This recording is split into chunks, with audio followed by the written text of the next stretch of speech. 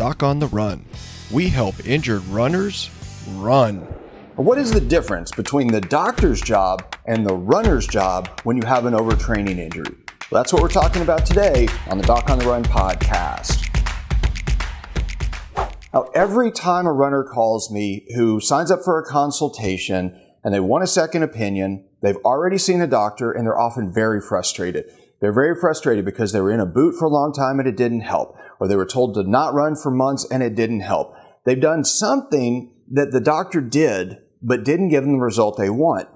And I hate to tell you this, but almost every time I talk to one of these runners who is justifiably truly upset because the doctor didn't listen to them about their goal, didn't understand they really need to run, want to run, or going to run, that's all justified. But the problem is that every one of these runners I talk to, there is something that they didn't do that they could have done to make this go faster.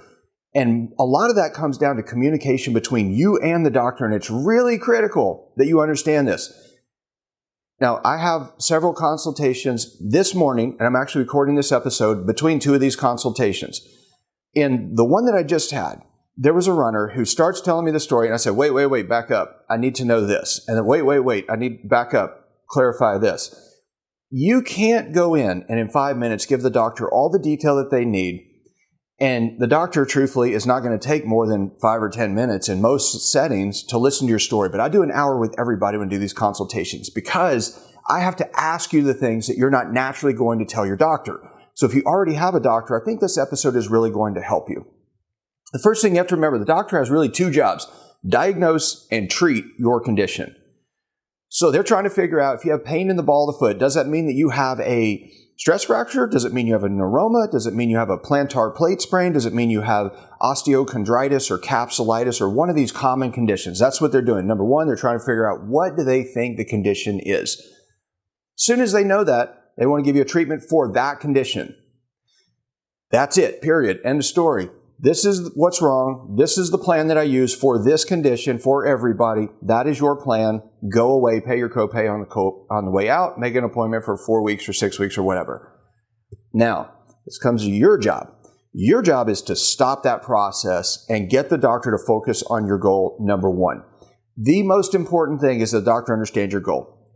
When I lecture at medical conferences, I have case runners of specific runners who actually had real injuries that have really important races that they need to do and they're going to do. And I show the doctors how I actually get them to do a race 12 days after they had an injury and they literally cannot walk.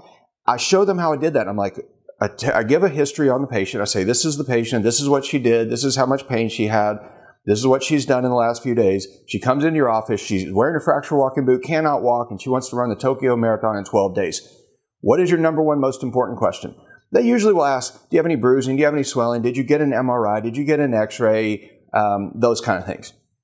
No. Number one most important question, what is the runner's goal? Your job as a doctor is to actually figure out how to help the runner achieve their goal, not to diagnose and treat the condition. But we're not taught that in medical school. You as a runner, your job number one is to keep the doctor focused on the goal. You have to make it clear to them that you have a race on the calendar that's extremely important to you. Then your doctor's job is to help you figure out whether or not that is possible. And if it's not possible, you have to figure out what the next running goal is and then say, okay, well, if I skip that race, how can I for sure do this race? How can I maintain my running fitness? How can I make sure I achieve this goal?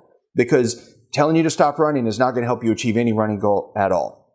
Your second job is to actually look for everything that can be allowed to maintain your running fitness.